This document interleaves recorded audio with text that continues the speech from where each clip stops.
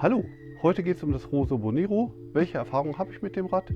Kann ich es empfehlen? Was ist umgebaut? Was ist vielleicht schon kaputt gewesen? Und darum geht es heute.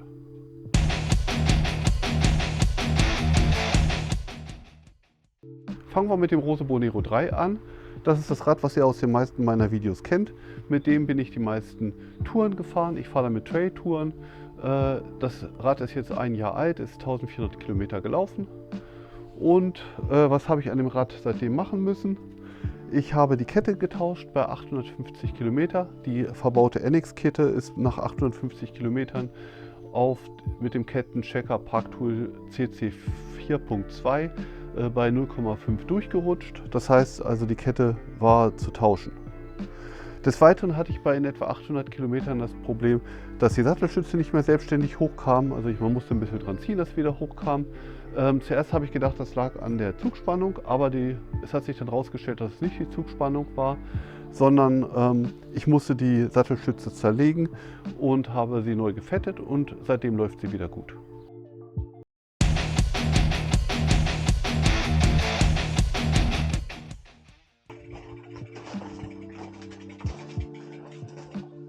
Kommen wir zu meinem Arbeitstier. Das ist das Rose Bonero 2 aus dem Jahr 2024. Das ist jetzt 7 Monate alt, ist 1800 Kilometer gelaufen und ich fahre es im Prinzip als Ersatz für ein Cross-Country-Rad. Ich habe entsprechende Cross-Country-Reifen drauf und ich fahre es im Prinzip so nach Feierabend und für Home-Trails und eher bekanntere Trails. Dabei schone ich es absolut überhaupt nicht. Das wird quasi bei jeder Wetterlage gefahren. Das hat Schnee gesehen, das hat Eis gesehen. Und ja, das hat wirklich auch mächtig gelitten. Was ist der Zustand von dem Fahrrad? Was habe ich gemacht? Ich habe nach 1000 Kilometer die Kette getauscht. Die Deore-Kette war nach 1000 Kilometern fällig. Des Weiteren habe ich auch hier das Problem mit der Sattelstütze gehabt. Die hat komischerweise nicht geklemmt, aber sie lief dann nicht mehr richtig.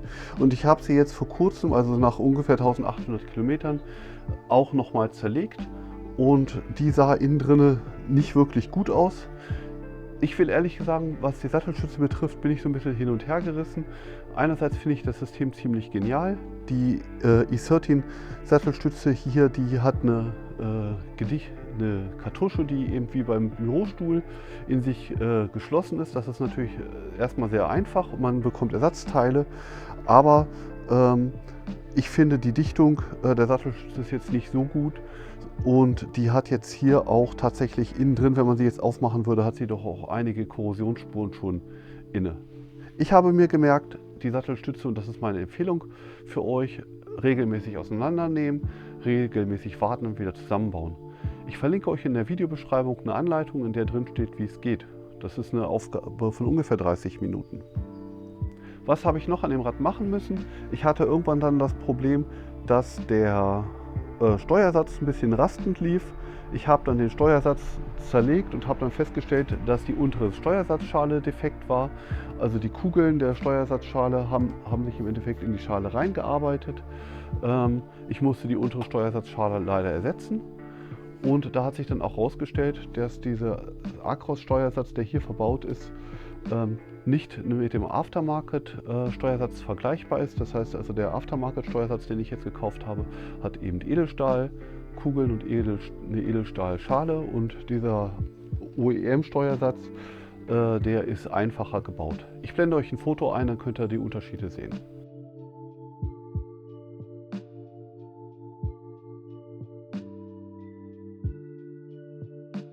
Jetzt läuft der Steuersatz wieder gut, aber ich muss auch noch mal rückblickend auch auf das gelbe Fahrrad sagen, auch hier läuft der Steuersatz schon nicht mehr gut, auch hier ist der Steuersatz wahrscheinlich defekt. Was habe ich an dem Rose Bonero 2 umgebaut? Gegenüber Serie habe ich hier eine SLX-Schaltung dran mit XT-Triggern und einem XT-Innenlager und ich muss sagen, das läuft absolut super. Ich muss ganz ehrlich sagen, ich kann jetzt nicht erkennen, dass die Shimano-Schaltung irgendwie schlechter oder besser laufen würde als die SRAM-Schaltung. Beide Schaltungen beider Fahrräder laufen auf einem sehr hohen Niveau. Ich habe hier auf dem Rad die Magura MT5 verbaut. Die habe ich ja von meinem Bulls Copperhead abgebaut und die ist jetzt hier. Und ich muss sagen, von der Bremskraft ist die echt super. Ich bin sehr zufrieden mit der Magura MT5. Sie ist vom Einstellen ein bisschen hakelig, also man muss schon viel Freude daran haben und Geduld haben, die einzustellen. Das ist ein Nachteil von dem Magura MT5. Ein weiterer Nachteil ist, dass sie hier wirklich sehr viel Bremskraft hat. Das heißt also, man muss schon sehr viel Feingefühl haben, damit man sie nicht versehentlich verbremst.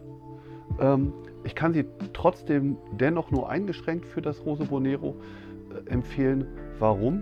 Der Bremssattel baut sehr breit und gerade auf dem Hinterrad passt da gerade noch so in den Rahmen rein.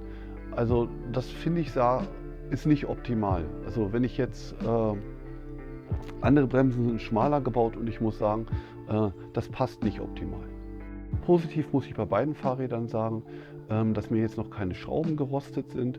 Ich muss sagen, die Fahrräder stehen beide im Trockenen, aber ich habe das auch schon gehabt, dass dann bei anderen Fahrrädern dann einfach hier anfingen die Schrauben zu rosten und das ist nicht so.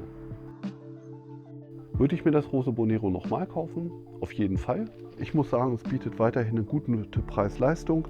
Es hat so seine Schwächen. Ich habe es euch gezeigt. Ich habe ja auch das eine oder andere reparieren müssen. Aber ich muss ganz ehrlich sagen, die Preis-Leistung ist wirklich spitze. Und wenn ihr entweder selber schraubt oder eine Werkstatt habt, die eben solche Reparaturen für euch durchführen kann, dann ist das Fahrrad von der Technik völlig okay. Ja, die Fahrräder werden mich weiterhin auf meinen Touren begleiten. Bleibt gerne dabei. Ich hoffe, ich konnte euch helfen. Wenn ihr Fragen habt, stellt die gerne in die Kommentare. Ansonsten würde ich mich über ein Like und ein Abo sehr freuen. Vielen Dank und bis zum nächsten Mal. Tschüss!